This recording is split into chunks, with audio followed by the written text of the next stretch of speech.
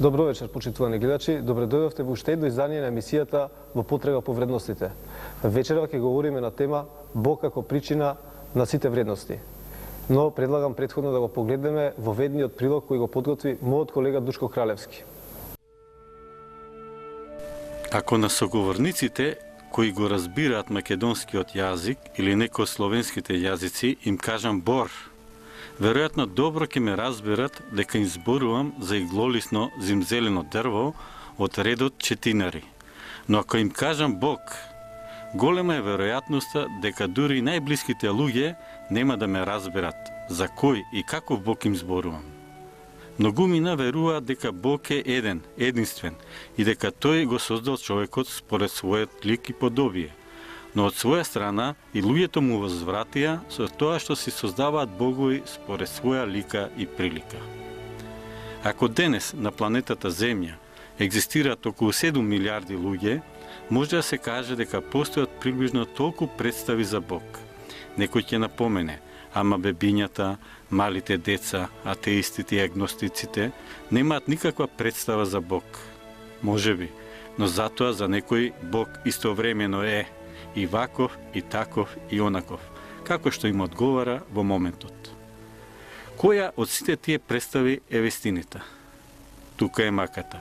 Секој се е убеден дека токму неговата представа е највистината, а сите други се лажни или во најмала рака делумни и нецелосни. Во една психијатрска клиника истовремено се лечеле тројца пациенти кои тврделе дека се Исус Христос. Главниот лекар помислил дека ќе има напредок во нивното лечење ако ги соочи еден со друг. Но што се случило при тоа? Секој од нив тврдел дека тој е вистинскиот Исус, а другите двајца се лажни. Некои согледуваат дека овој свет е огромна лудница, каде што многу пати се воделе и се уште се водат крвави војни од типот мојот Бог против твојот Бог, односно нашата представа за Бог против вашата. Но сепак, сакам да верувам дека човекот по природа е разумно битие со капацитет да разграничува вистина од лага, љубов од нељубов, добрина од недобрина, светлина од темнина. Еве неколку примери во кои големите мислители се обидуваат да дефинираат што е тоа Бог. Бог е единственото суштество кое за да владее нема дури ни потреба да постои. Бодлер. Бог му заповеда на човекот да простува, но истовремено му пропишува на општеството да казнува. Боналт. Бог обично е на страната на големите војни групи против малите. Тацит. Не верувам во теолошкиот Бог кој го наградува доброто, а го казнува злото. Ајнштајн. Колку си поблиску до црквата, толку си подалеку од Бога. Хејвуд. Семокниот Бог може да ни го земе само животот, но не и слободата. Петефи. Кога Бог не би постоел, би требало да се измисли. Волтер.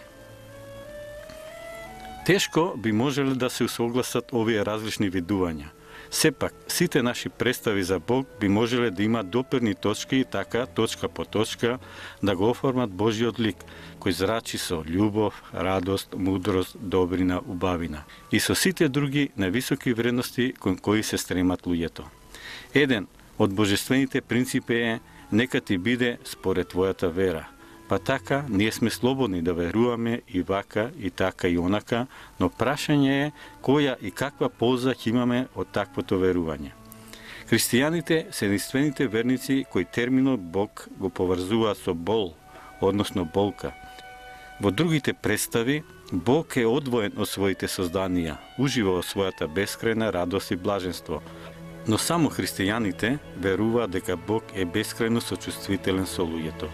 Тој е подготвен да трпи болка, да страда, да се жртвува себе си, се со цел човекот да се сепне, да се разбуди, да се оттргне од широкиот и рамен пат по кој оди отпаднатото човештво, а води директно во пропаст.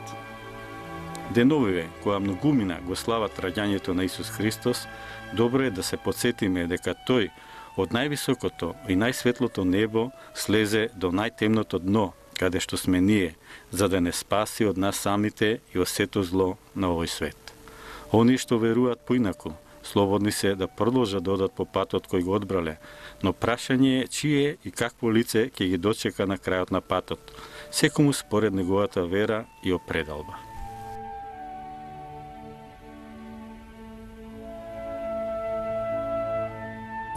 Почитувани гледачи, вечера ќе ми биде особено чест да ви ги представам нашите вечерашни соговорници.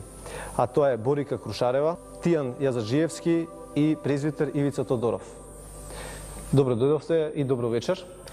Добро вечер. Ќе започнам првен со единствената дама во ова студио, а тоа е Борика. Борика, првен тебе ќе те прашам, но претходно ќе кажам дека ти си дипломиран правник, иначе во време спремаш постдипломски студии на меѓународно право. Да. Исто така си активно вклучена во младинскиот активизам. Да. Сега сакам да прашам, но ова прашање ќе биде поставено до сите вас, така да би сакал најпрвен да ви кажете како вие го гледате, како би можеле вие да го дефинирате Бог. Па, искрено морам да признам дека тоа е многу тешко прашање и мислам дека секој човек на свој начин си го дефинира и го доживува Бог. И можам искрено да кажам дека сум имала повеќе дефиниции за Бог во мојот живот, со оглед на тоа што сум поминала низ повеќе духовни фази. Во секоја таа фаза Бог го доживуваме на различен начин. Меѓутоа, Бог јас го доживувам како мојата смисла на живот. Меѓутоа, не во поглед на фанатизам верски, туку во поглед на дека Бог ми има дадено мисија, Бог не создал со одредена цел нас тука и дека секој кој што трага по она за кое што е создаден во овој свет, ќе го пронајде Бог и Бог ќе му го покаже патот. Така да, мојата дефиниција за Бог во кратки црти би била мојата смисла на постоење. Ви благодарам.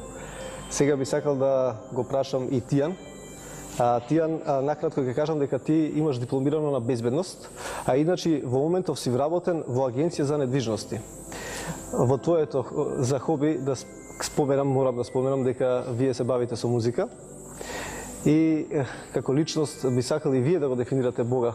Како вие го гледате преку вашата личност? Па добро, тоа може би е најтешкото, најсуштинското прашање со кое се соочува секој човек. Бог е љубов и секој оној кој пребива во љубовта, Бог пребива во него. И Бог пребива во љубовта и секој оној кој пребива во љубовта пребива во Бог. Бог е оној совршен наш родител кој постојано бдее над нас, се грижи за нас, не усовршува.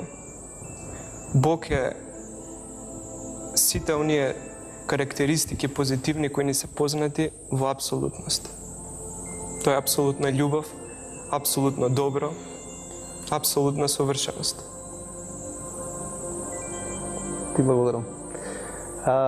Морам да напоменам дека нашиот вечерашен гостин, презвитер Ивица Тодоров, е наш редовен гостин, така да морам посебно да ви изразам благодарност. Да, вие сте ни најверен во оваа емисија. Така да, истото прашање и до вас. Како вие го гледате и како би го дефинирале Бог? Така, кога запрашал еден мудрец како може да се дефинира Бог, тој одговорил на тоа прашање со одговорот, а како може да се дефинира животот, како може да се дефинира љубовта, како може да се дефинира слободата, како може да се дефинира смислата. Значи, некои работи просто многу тешко може да се дефинираат, може да се објаснат, може да се доживеат. Конкретно, еве, кога ние говориме за љубов, има милион дефиниции за тоа кој што подразбира под љубов, милион доживување на истото тоа, кој што како доживува под љубов или под слобода, под вистина, смисла и така натаму. И сега, како што гледам дека и убаво сте ги строчиле нештата, Бог како извор на сите вредности. Значи, ако љубовта е вредност, ако вистината е вредност, ако слободата е вредност, ако смислата е вредност, тогаш Бог е изворот на сите вредности. Ако овие нешта се многу тешки да ги дефинираме, тогаш уште потешко да ги дефинираме кој и што е Бог. И јас како христијанин можам да одговорам дека тоа е невозможно човековиот ум. Затоа што според тоа како Бог нам ни се откри, затоа што ние христијаните веруваме во Божјото откровение. Значи во тоа што Бог го открива за себе. Ние со својот ум не можеме да создадеме представа за Бог, затоа што Бог е вечно битие, надпросторно битие, надвремено битие. И ние со нашиот ум кој е создаден од него, кој делува во создадените категории, нас ни е многу тешко да отидеме во категории кои се вечни или надпросторни, надвременски. А Бог е надпросторно, надвремено битие, битие кое вечно постои. И затоа ние христијаните основната информација, кога се обидуваме да дадеме некаква дефиниција за Бог, ја извлекуваме од неговото откровение, односно тоа што тој ни го открил, а во Светото писмо е запишано. Ние знаеме дека Бог, откако ние сме отпаднале од него, откако ние сме отпаднале од тој начин на постоење за кој тој не создал, тој преку човештвото, односно со човештвото, говори преку пророците. Од тоа е особено во Стариот Завет, за да како крунско објавување свое, тоа го прави преку својот син, преку својот логос, преку своето слово кој станува човек. Значи ние преку Светото писмо, преку Божјото откровение добиваме представа, односно можности да добиеме некаква дефиниција за Бога и тоа само преку неговите својства. Значи ние кога говориме за Бог, говориме за неговите својства. Значи првото својство кое е битно за него, кое ние го излекуваме од Божјото откровение, односно од неговото откровение, е тоа дека тој е вечно битие. Тој е вечно битие и како вечно битие тој не е условен со ништо. Потоа второто негово својство кое е суштинско за нас луѓето како негови созданија, Бог е како творец, како вечно битие, тоа е апсолутна љубов, полнота на љубов, полнота на живот. И затоа што е полнота на ljubов, полнота на живот, тој е творец. Творец кој создава од ништо, приведува во постоење. Понатаму, многу битно е тие својства Божји да ги разгледуваме и преку тоа како тој ни се открива во откровението, преку кои имиња. Значи, самото писмо, самото Свето писмо, самата прва книга Мојсеева започнува со зборовите Берешит бера Елохим. Елохим, значи првиот термин кој ние го среќаваме во Светото писмо за Бог, Елохим, значи сесилен, оној кој е семоќен, оној кој е полнота на постоењето, оној кој е извор на постоење. Потоа во Стариот Завет го среќаваме името за Бог Јахве, кога Мојсей го прашува, а кој е твоето име? Бог му одговори, јас сум оној кој што сум, вечно постоечкиот. Значи, тој се силниот нас ни се открива како личност, вечна постоечка личност, за да во Новиот Завет, преку испраќањето на своето слово, на својот единороден син, тој што е вечниот ни се открие како наш небесен Отец, како оној кој што се грижи за своето создание и ние кои сме отпаднати од него, нас ни го испраќа својот син како наш спасител, како наш избавител, како оној всушност кој ни открива полнотата за тоа кој и каков е Бог. Всушност вистинската дефиниција за тоа кој и каков е Бог ние добиваме преку овоплутувањето на самиот Бог, на самото Слово Божјо, на самиот наш спасител Исус Христос, кој дојде во овој свет, стана човек и крунското откровение Божјо не само се случи преку Синот Божи и преку испраќањето на Светиот Дух.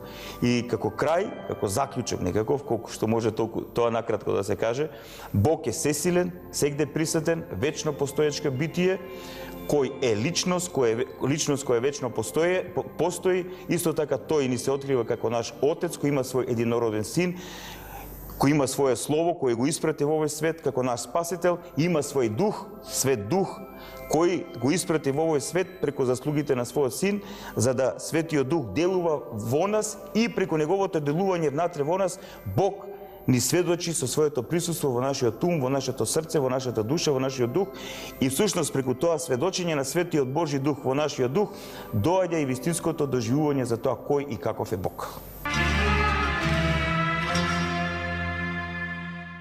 Јас лично како го доживувам Бог, најчесто кога се замислувам како апсолут, а сите религии како пат до него.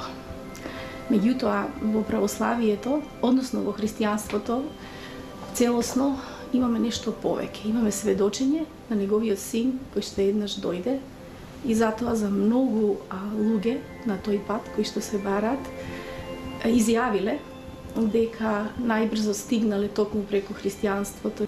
Бог го доживувам како создател на светот, како творец на духовното и на материјалното. Нешто преку кое што ни го дава вистинскиот живот, пат и тој не надежда во животот, подкрепа за сите ни работи што ги правиме. Тој не е оправдувањето за сето она што го правиме во животот и едноставно оние што би го запознале, би спознале дека тоа е она нешто што не прави многу посилни, не прави луѓе во вистинска мера и постојано во животот ни го дава вистинскиот пат. Па Бог според мене е татко. Ние сите си имаме своји биолошки родители, меѓутоа имаме и духовен отец, така воедно ни го представил Исус Христос, неговиот син. Бог за мене е еден вид совршенство, совршено битие. Многу луѓе денеска се двума дали постои Бог или не постои. Целото тоа совршенство што го има во природата и во човечкото тело, сите таа совршена пододреденост на органите, сите процеси совршени што се одвиваат во човечкото тело, ме тера да помислам дека навистина постои некој совршен создадател, кој Исус Христос го нарекува наш Отец. Бог има една генерација која што постојано не следи и еден вид совест. Све оно што е позитивно, што е со добро, е благословено. Сето оно другото, тоа не е тоа. Значи Бог е создател на небото и на земјата, на се видливо и невидливо. Бог е над времето и просторот. Тој е движечката сила која што ни овозможува да ги работиме сите не убави работи кои што ги доживуваме. Бог е љубов, радост, среќа. Денес многу од луѓето ќе речат дека се сами своји богови или богови на сами себе. Значи, јас се прашувам до каде може да оди таа слобода. Сметам дека Бог не создал вакви какви што сме и ни оставил право на избор, односно ни дал слободна волја, меѓутоа од нас многу зависи што ќе избереме. Тој сепак оставил избор да пробаме и како да не ги следиме неговите патокази, но според мене, според моето лично искуство со Бог, можам да кажам дека Бог е најдобриот патоказ, ни ги дал најдобрите насоки што може, значи за остварување на овој живот, за функционирање во овој живот, значи зборувам за земниот па и во вечноста. Бог е совршенство, љубов. Бог е творец на се видливо и невидливо. Бог е патот, вистината, животот, смислата на живот, целта на секој човек што постои на овој свет, кој треба да ја најде преку Бог. Начинот на живење, начинот на одговорност, морал. Значи Бог е патот, вистината, смислата на живот, што секој човек што ја има самиот во себе си, што треба да ја пронајде и да види на кој ниво е и кај да се пронајде самиот себе си, да знаеме поради што го живееме овој живот, дека има смисла овој живот. Тоа ни е се дадено преку Господ Исус Христос. Само сите треба да го побараме и да се откриеме што е нашата цел во овој живот.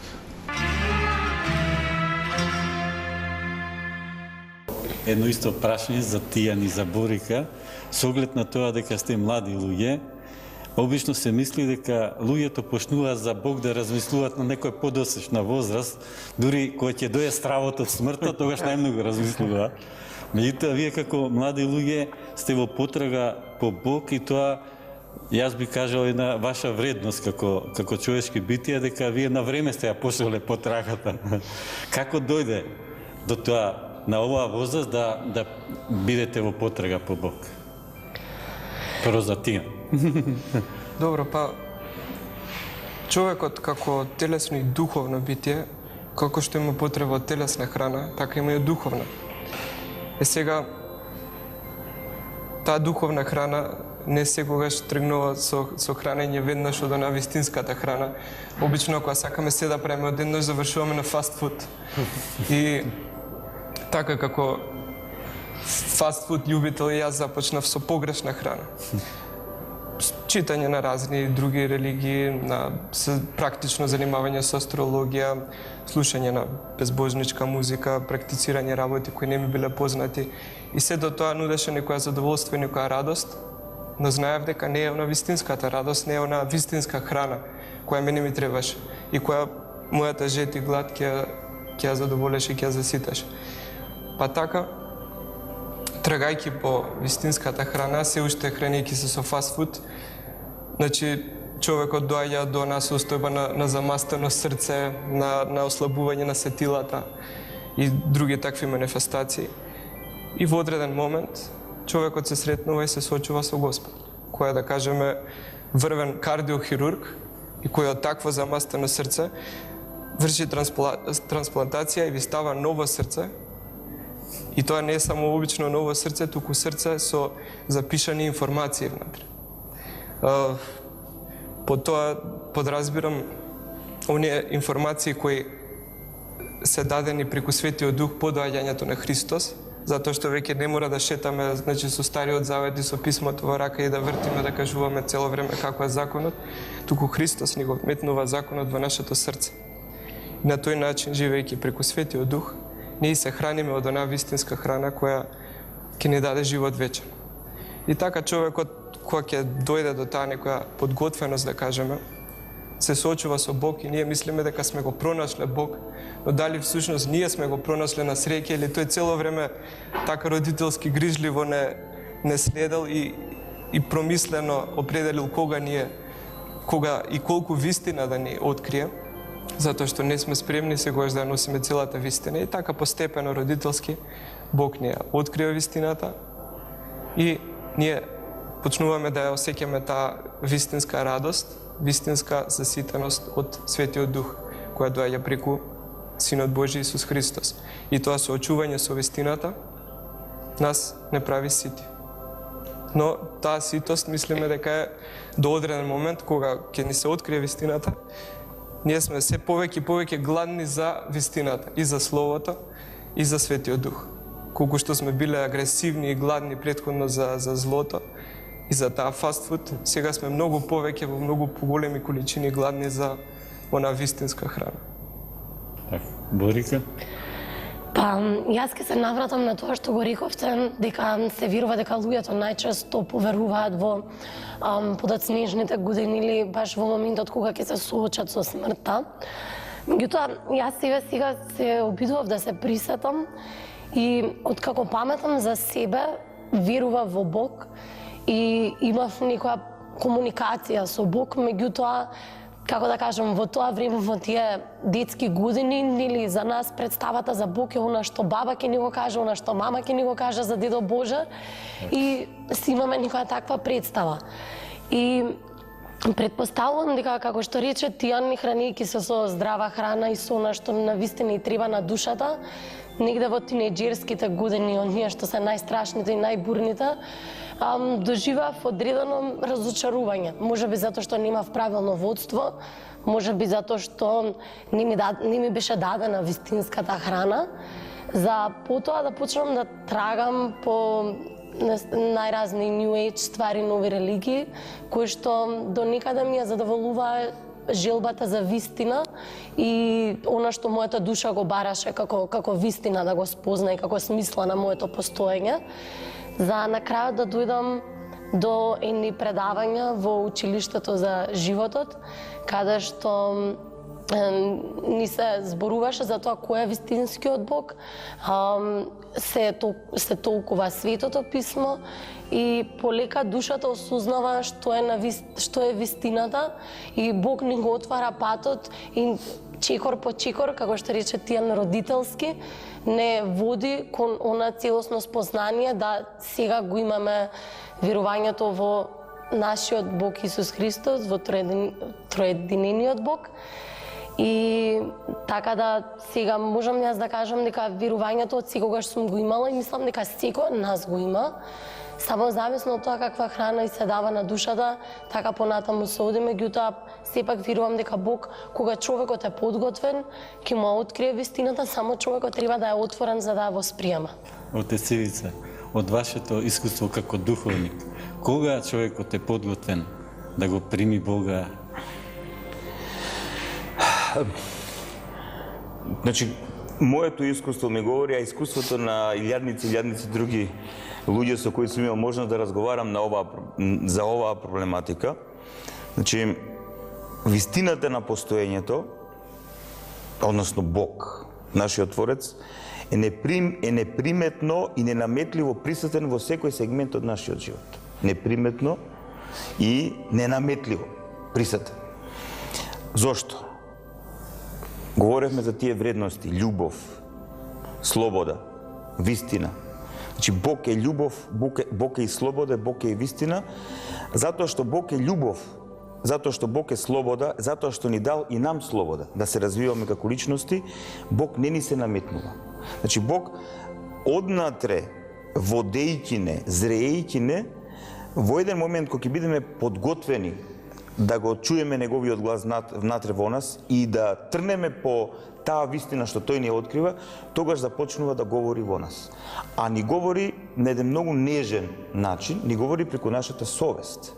Ни говори преку нашата потреба за смисла, односно ни говори преку нашата потреба за вистина, односно ни говори во однос на нашата потреба за вистинска слобода и за љубов. И ние, барајќи ги овие нешта, барајќи ги овие вредности, полека разбираме дека Бог е изворот на сите вредности. И полека, како да кажам, започнува тоа внатрешно водство. Доколку ние ја прифатиме таа од него подадена рака во нас преку Светиот Дух и преку вистината што самиот наш Отец Небесен ни откри преку неговиот воплотен Син и Спасител наш Исус Христос, тогаш, како да кажам, таа ненаметлива, секогаш присутна љубов Божја во нас, полека станува наше секојдневие. Значи, Бог влегува во нашето секојдневие, Бог влегува во нашата внатрешност, Бог влегува во нашиот живот, Бог влегува во нашиот светоглед и полека ние, исполнувајќи се со Бога, со неговото присуство, се исполнуваме со вистина. Исполнувајќи се со вистина, исполнувајќи се со неговото присуство, ние започнуваме да разбираме и кој е смислот на нашето постоење и што е најбитно, ние полека започнуваме да ја разбираме и тајната на вечноста. Значи, тоа оди така, нежно. Значи, Бог не е насилник. И секогаш кога верата, односно верската вистина се наметнува на сила некому и од некого, тоа не е од Бога благословено. Затоа што Бог е апсолутна љубов и својата љубов ја изразува преку апсолутна слобода и сето тоа оди во апсолутна нежност. Нежност која не ја повредува нашата слобода, нашиот избор. Значи, полека на вистина, тогаш и разбираме зошто самиот Христос, нашиот Спасител, и не учи тој што е вечниот да го нарекуваме наш татко. Аба е било на арамејски. Татко. Значи, тогаш разбираме дека тој што е вечниот е наш вистински духовен татко. На вистински начин почнува да не обликува внатре во нас за вечност. Почнува да не обликува онака како што тој промислил да бидеме и во овој свет и во вечноста. Ја би сакал да ве потпрашам, дали ќе може да ни кажете лично вие, Отец, како поверувавте во Бога?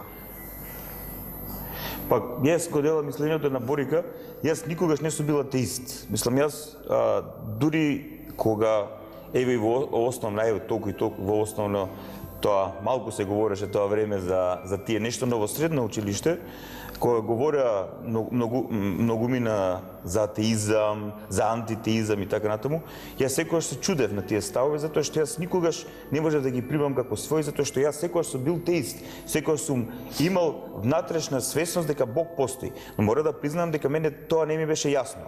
Значи, да, ја го прифаќам постоењето на Бог, но не ми беше јасно кој е тој. И затоа имав, како да кажам, долг пат додека дојдов до него.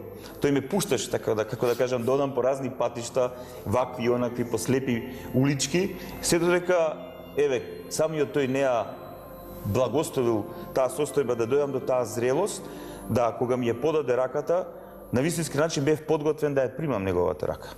Так. И кога ја прифатив таа негова подадена рака, тогаш му реков јас директно, нека биде волјата твоја, а не е лесно, да ви кажам, не е лесно на Бога да му кажете нека биде волјата твоја, затоа што ние луѓето, особено потикнати од нашата падната природа, од злобата во нас, од нечистотијата, од егоизмот, од желбата за манипулација и разни други нечистоти и токсини што ги имаме, многу е тешко на Бога да му кажете еве нека биде волјата твоја, но колку пати и да одев лево-десно од волјата Божја, се покајував за тоа, затоа што он ме пуштеше, ми даваше слобода да одам ваму таму, но преку тоа што он ми допушташе да одам, кај што јас сакав, тогаш разбрав дека полека тоа што он го промислува за мене, тоа што он ми го дарува внатре во мене, е она што е вистинско потребно за самиот мене, како да кажам, за самиот јас, за моето битие, за моето собство.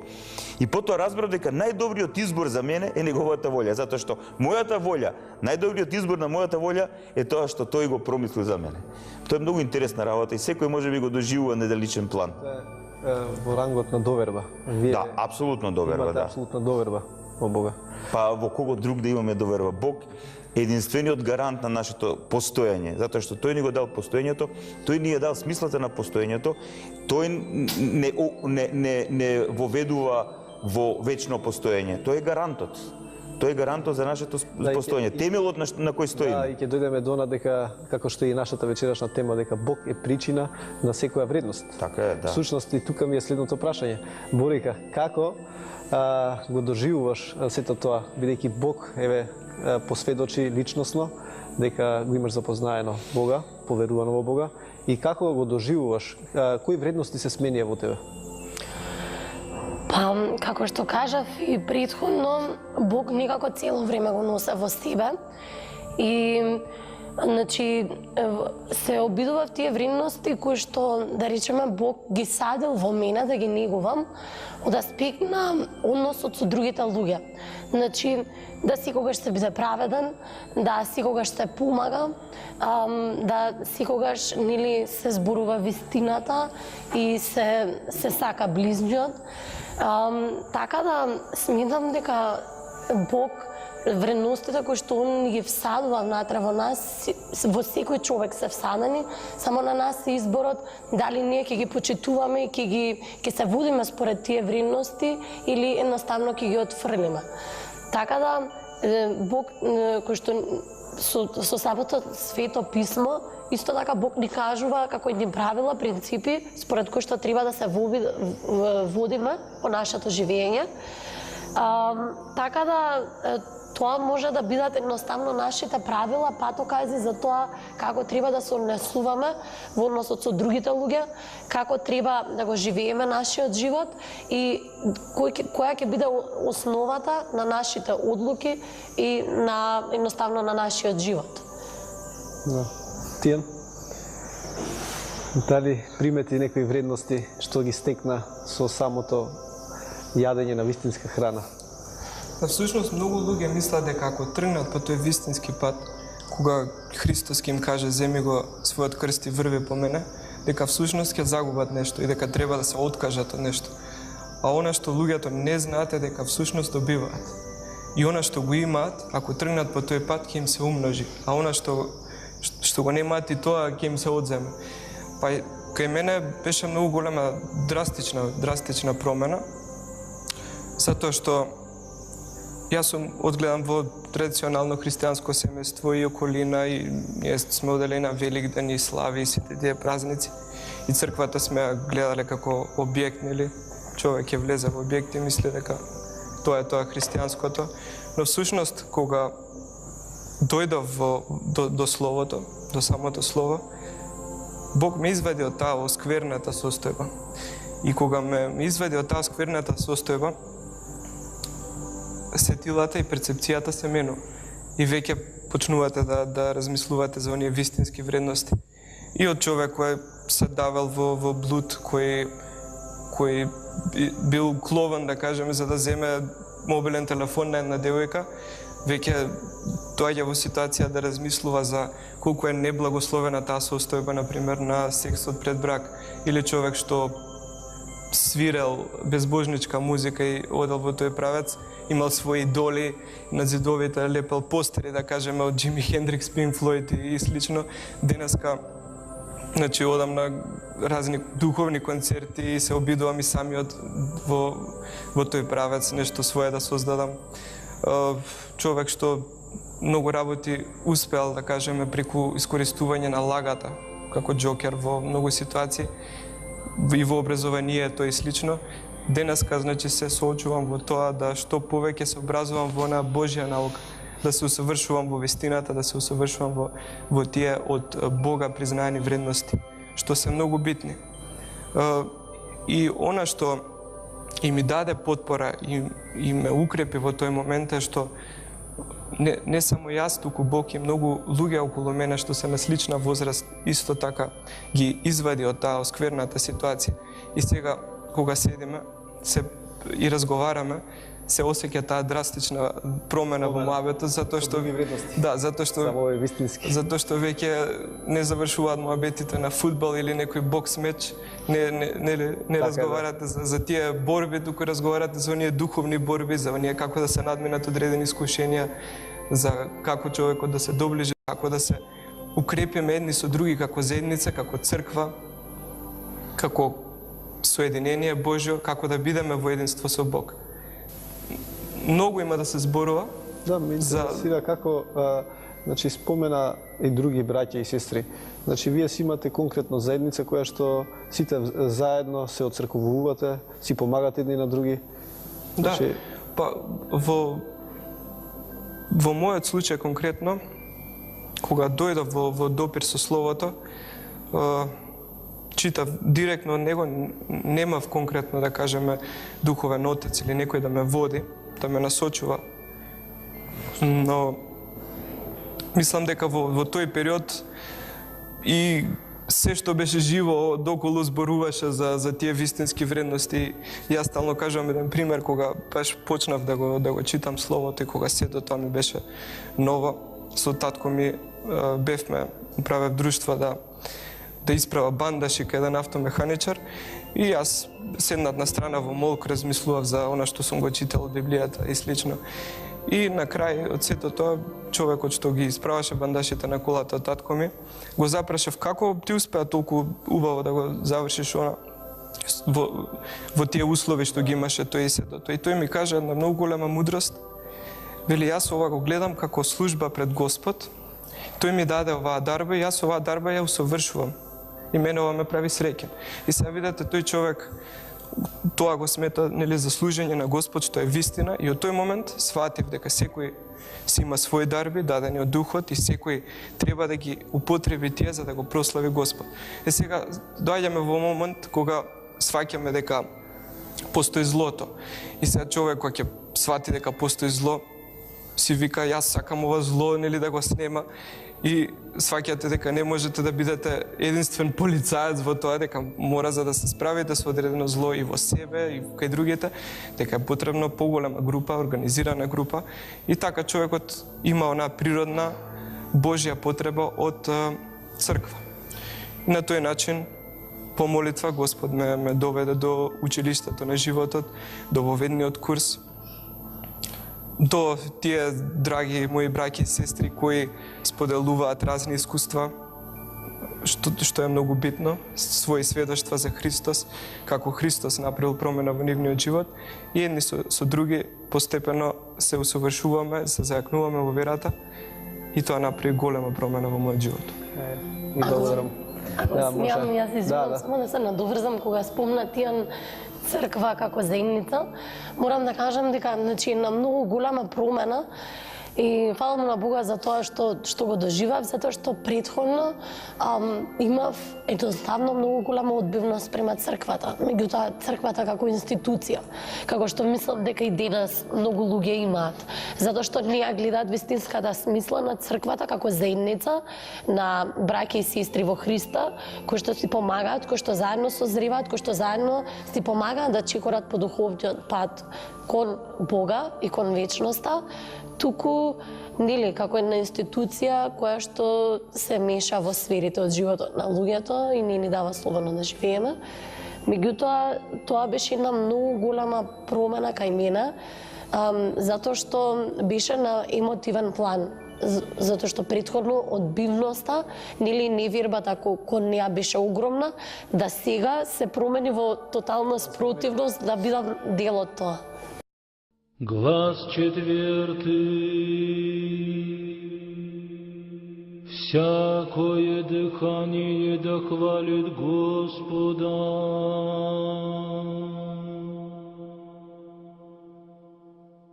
Хвалите Господа с небес, хвалите Его вышний, Тебе подобает песнь Богу.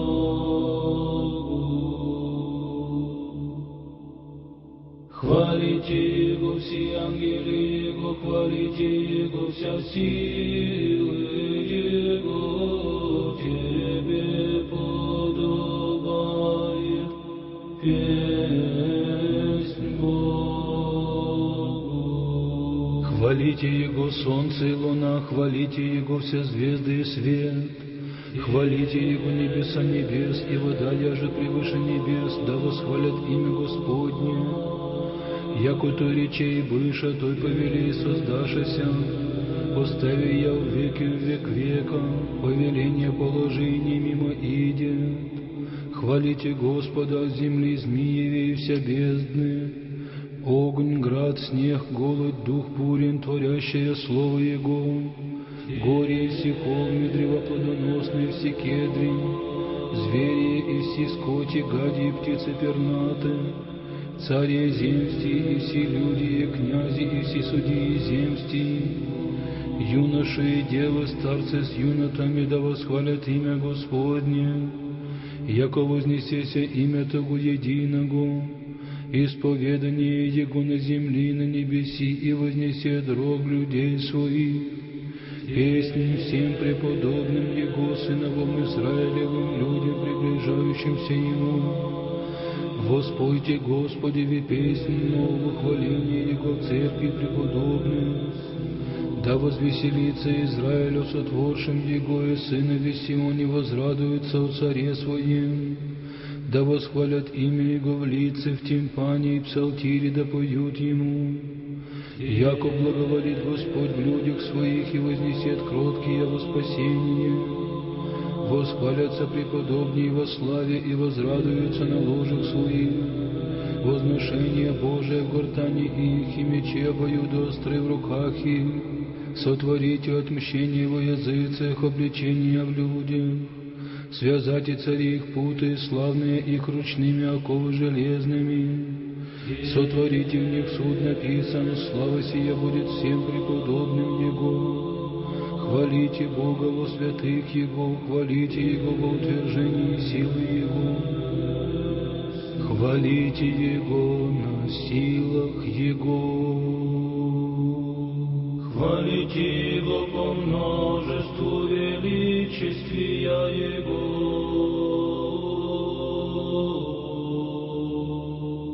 Прашањето е до отец Ивица, колку црквата е според Божја промисла, која е вистинската улога на црквата во општеството, но и кон човекот, кон посебно секоја единка. Па, ово е закатнав тоа тема, може би тука најповеќе се кршат копијата. Многумина имаат погрешна представа за тоа што е црквата. Најчесто луѓето под црква подразбират храм или молитвен дом, зграда некоја. Некои подразбират некаква институција, значи епископи, владици, свештеници и така натаму, некаква посебна религиозна каста и така натаму. Но ако ние одиме по трагата на информацијата, односно го прашаме оној кој ја формирал црквата со својата крв и кој е возглавител на црквата, тоа е Христос, тогаш ние доаѓаме до сознание дека црквата е заедница на негови ученици, значи на ученици Христови, значи на луѓе кои внатре во себе го почувствувале тој призив од нашиот небесен Отец преку Светиот Дух и стануваат ученици Христови. Затоа што самиот грчки збор еклесија, буквално преведено на македонски, значи заедница или собир, кој се собира преку повик, преку призив. Значи тоа е тоа, не случајно тој термин е земен. Значи таа заедница на ученици Христови се формира преку тоа што ние одговараме на Божиот призив. Бог во еден момент во нашиот живот не повикува и ние стануваме членови на таа заедница. И потоа разбираме дека таа заедница во која делува Светиот Дух и која е раговодена од епископатот, од презвитерите, ѓаконите и така натаму, таа заедница има за цел да биде тело Христово. Значи, како што нашиот организам е сочинет од повеќе органи, така тој организам, односно црковниот организам е сочинет од луѓе со посебни дарови. Те убаво Тијан го спомна, секој од нас влегува во тој организам со својот дар, со својата способност и секој прави шеринг, споделување во однос на својот дар, својата способност со останатите и така се прави една сотериолошка или спасителна заедница. Сите ние си помагаме еден на друг со своите дарови и сите ние си помагаме за да чекориме по патот на спасението. Но во исто време, како што моето тело присутно во овој свет сведочи за мене, така телото Христово, црквата, основната мисија нејзина, освен да биде сотериолошко тело Христово, спасително тело Христово, таа е тука и да го сведочи Христос во силата на Светиот Дух. Тоа всушност е црквата во вистинска смисла на зборот и секогаш кога на погрешен начин пристапува на црквата, а денеска, како што кажав, многуми ни пристапуваат на црквата како институција, како храм или како некој елемент за очувување на културата на еден народ или идентитетот на еден народ и така натаму. Не дека црквата нема и таква функција, но тоа е спорадична функција.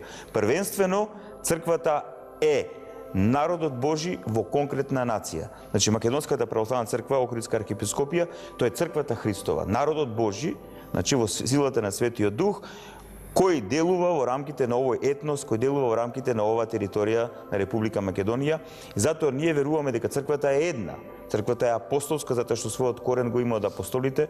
Црквата, 2000 години делува во овој свет како што делува, но таа како една делува, како што ние тоа го дефинираме, помесно, значи во однос на градовите, селата, односно на една територија, така да Македонската православна црква е тоа сотериолошко тело Христово во рамките на овој наш народ, во рамките на оваа територија и конкретно таа заедница се доживува преку конкретните незини членови. И се во однос на тоа колку незините членови го прифаќаат призивот, односно одговорно живеат во призивот и одговорно ги исполнуваат заповедите Христови во силата на Светиот Дух, толку повеќе таа заедница благодатна или неблагодатна. Се зависи од љубовта и од предаденоста и од одговорноста. Тоа би било црквата како тело Христово. Ја како што знам дека имаме и цела една емисија за тоа подготвено, така би било убаво и како вове да биде ова. Така. Меѓутоа, дали денешнава црква одговара на улогата што ја дадена во Божјата промисла? Па, како и секогаш, црквата одговара толку колку што во неја има благодатни луѓе кои одговорно го прифатиле призивот Божи и одговорно ја прифатиле својата одговорност за својот ближен.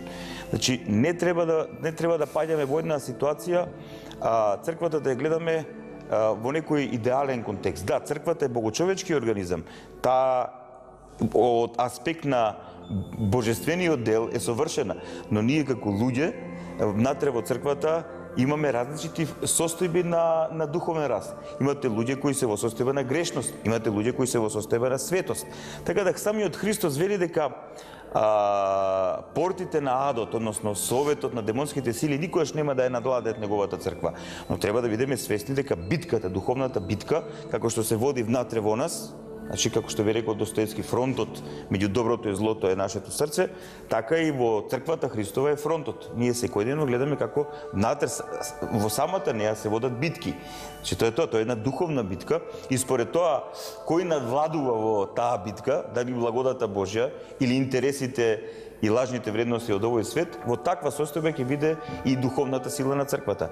Што би рекол Свети Авросиј Милански, црквата е како месечината, некојаш е во полнотата на својот сјај, некојаш само малку се гледа и така натаму, но Христос дал завет, значи тоа е гаранцијата од главата на црквата, дека црквата ќе има својата сила и неговиот авторитет до крајот на овој свет. Но силата незина, благодатната сила, се зависи од тоа колку незините членови во еден контекст на помесност, колку ние во Скопје или во било кои градови во Македонија сме навистина отворени за Божиот призив, за неговото делување и за неговото водство.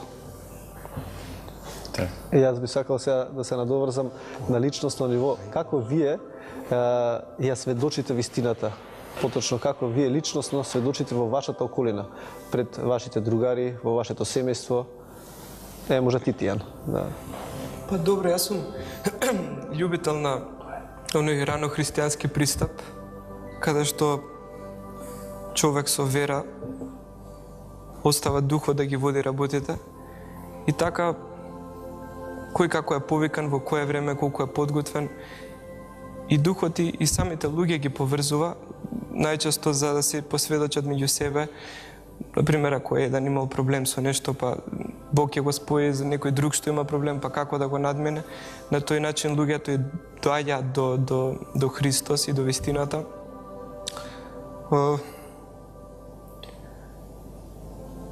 Сведочењето се одвива секој ден. Дали сте имале реакции некогаш негативни? Пример, да кажеме, спомена пред малку дека си нормално си имал некои своји идоли, групи, музики и сега одеднаш се случува промена и сега тие твои другари до вчера те познавале како такво битие, како таква личност, а сега одеднаш едноставно се повлекуваш и поаѓаш по еден нов пат. Како они те доживуваат? Дали си имал некоја негативна реакција? Па добро, нормално дека секој може би во почетокот е предмет на исмевање, но луѓето сакаат да видат на дело. Обично христијаните се многу нели зборлести, полни со информации од словото и се. Меѓутоа луѓето највеќе сакаат да видат на дело и таа промена која ќе ја види некој на дело кај вас, тогаш веќе се побива тој гнев и тоа исмевање. И многу често луѓето знаат да прашаат како го надмина тоа после. Че има поголем авторитет, сведоштвото во дело, со самата промена. Дефинитивно, да, и нашиот Бог во кој верувам, Исус Христос, е Бог на дела. И тој покажува преку дела, неговата љубов не е тоа само напишано во една книга. Да, така и ние преку самите дела, мислам дека најмокно средство е да се сведочи преку дела. Значи промената на личниот живот. Дефинитивно, апсолутно, тоа е најмокно средство. Борика? Па, јас ке се согласам со Тијан дека делата најгласно зборуваат, затоа што и сведочењето преку зборување, искрено за мене лично не сметам дека моментално, како да кажам, го имам тоа право или тоа знаење за јас да можам на некого како како отецот, за јас да сведочам преку говорење и објаснување на христијанството и она што Бог ни го дал како откровение во Светото Писмо.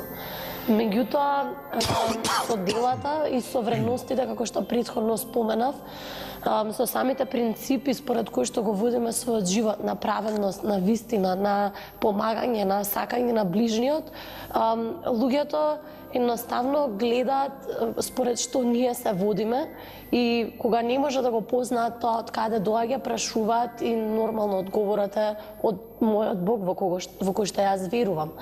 Така да, мислам дека сведочењето е така, па и најдобро, затоа што денеска многу луѓе слушаме, бомбардирани сме со информации и луѓето повеќе не знаат на што да веруваат и која информација треба да ја прифатат. Така да денес, според мене, јас како го правам тоа е сведочењето преку дела, преку примена на тие вредности и принципи и едноставно кога некој ќе дојде со барање за помош или совет, како што спомена Тијан, ние можеме да го дадеме советот од нашиот аспект, нели преку Бога и како би било тоа според христијанството. Меѓутоа на луѓето останува да се види што ќе прифатат или не. Меѓутоа можам да кажам дека сум видела многу позитивни промени во мојата околина. Значи, во поглед на доколку со некој се однесувате добро, со љубов, со трпение, со смирение, да речеме негативноста што другата личност према вас има, со текот на времето спласнува, па дури се гледаат промени каде што и тие ги прифаќаат нашите вредности и почнуваат да се водат според нив. Значи сепак доаѓа тоа дека делото е многу помоќно, поавторитетно во однос на сведочењето. Отец, вие сте повеќе активно вклучени на повеќе полиња, меѓу другото спомена Апрелска училиште за животот. Морам да го споменам и групата на Facebook, повеќе мина што се веќе и членови во таа група. Вие делувате и на тој начин, значи групата се вика Да живееме заедно како црква. Потоа имате активности до дома, значи движење кое е организирано за духовна обнова на Република Македонија. Значи вие сте активно вклучен во мисијата. Каков е камбекот? Каква е состојбата на терен, да се изразам? Вака сега, кога говориме за сведоштво, вистинското сведоштво на вистината започнува во моментот кога не сакаш да ја сведочиш. Многу парадоксално изгледа. Да, многумина може би да се збунат и така натаму, но ќе објаснам што тоа значи. Че има еден момент во самиот почеток на духовниот живот, кога човек така како заљубеник, како да кажам, ги доживува сите тие новини што му се случуваат натре во него. И сега многу често сака да ги сподели тие нешта, дури и досадно го прави тоа. И сака да ја сведочи вистината, ама тоа е само зачеток на вистината. Тоа е исто како сперматозоидот кој влегува во јајце клетката. Тоа е само зачетокот на формирање на идната личност, односно на идното тело, на идниот идентитет.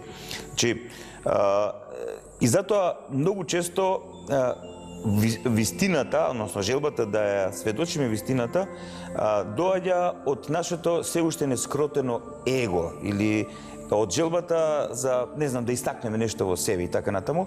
И многу често тогаш во сведочењето на вистината внесуваме многу нешта кои се поврзани со нашата, како да кажам, моментална духовна состојба. И многу често таквите луѓе од немудрост прават многу, како да кажам, проблеми и за себе и за другите, затоа што говорат за некаква вистина. Не дека тоа не е вистина, ама говорат од еден многу почетнички, личен, незрел аспект и така натаму.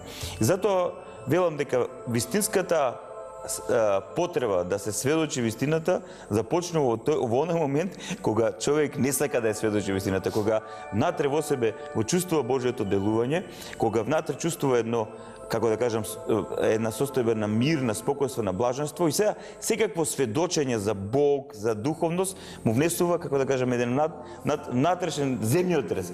Но тука почнува всушност таа вистинска состојба на сведочење на вистината, затоа што тоа не го правиме од потреба да се истакнеме себе си, не од потреба од егоизам или било која друга патолошка состојба.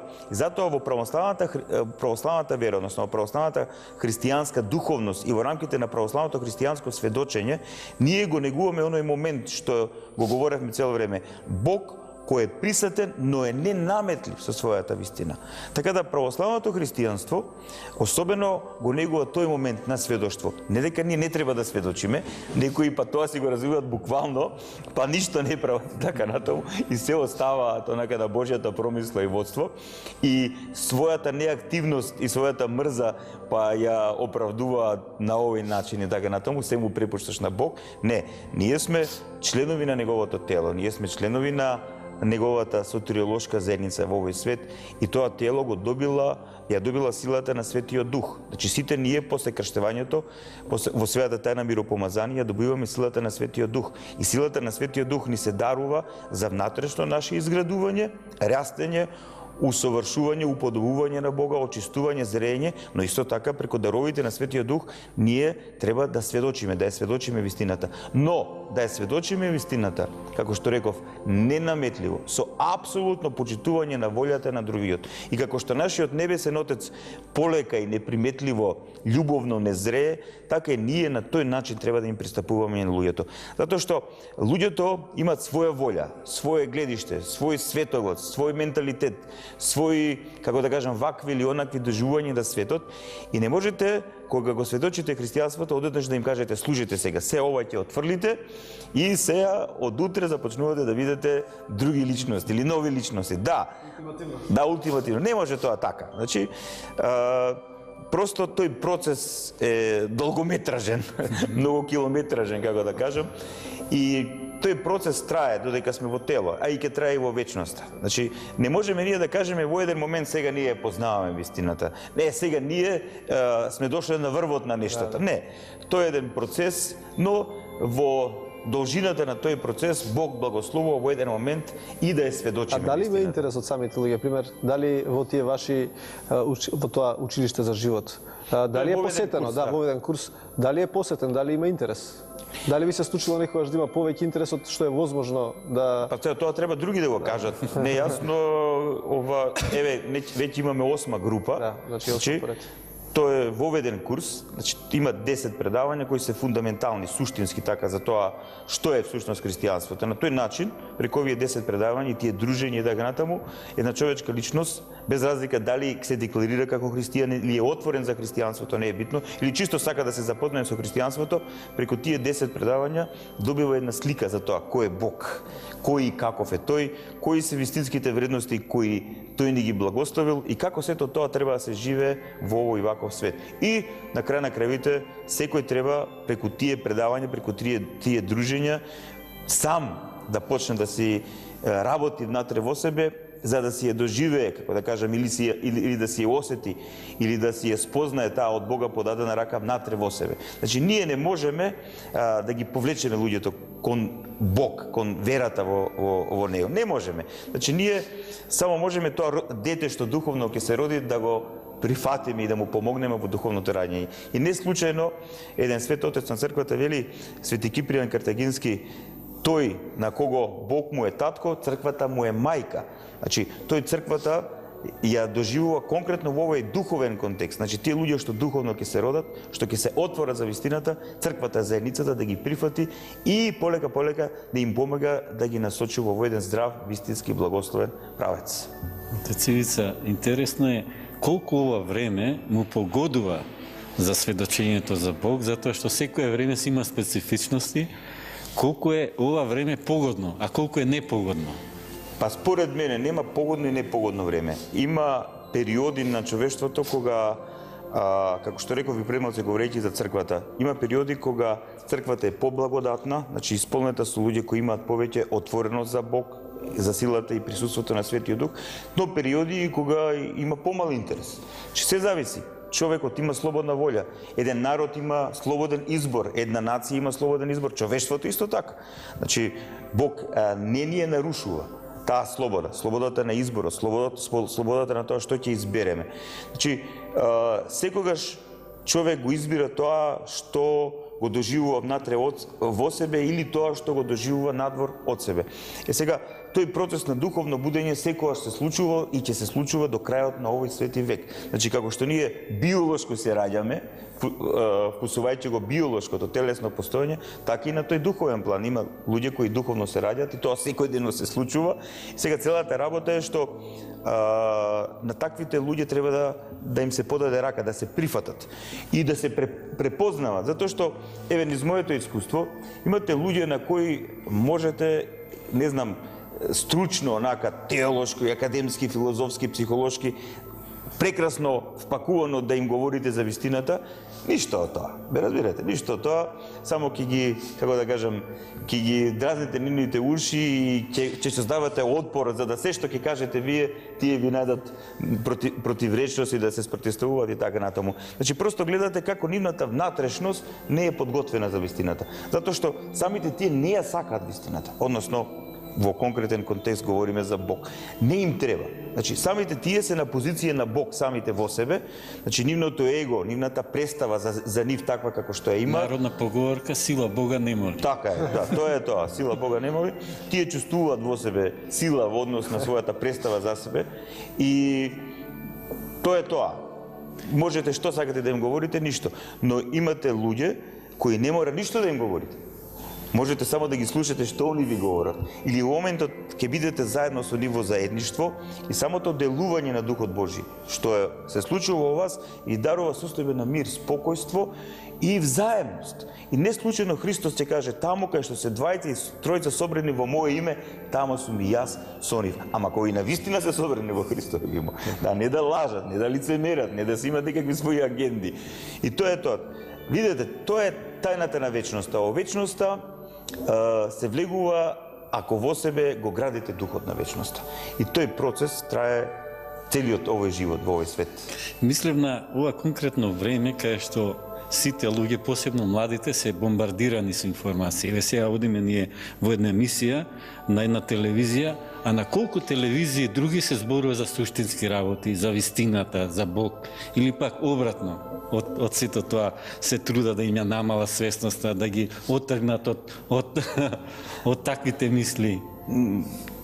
Значи, навистина ние живееме во информациона општество, во информационо време, битка за информации, така натаму. Но сега целата приказка е каде е нашиот вистински идентитет? Дали е нашиот вистински идентитет во однос на тоа какви мисли имаме ние? Не дека тоа не е битно, многу е битно. Еден свет, духовник од Српската православна црква, старецот Таде ќе каже какви ти се мислите, такви ти е живот, таков ти е животот и така натаму, но има нешто човекот многу подлабоко од умот, од мислите, а тоа е она што ние го нарекуваме срце, односно нашиот онтолошки центар, престолот на нашето битие или центарот на нашето собство, нашиот идентитет. Тука, да го употребам тој жаргон, се крчкаат работите.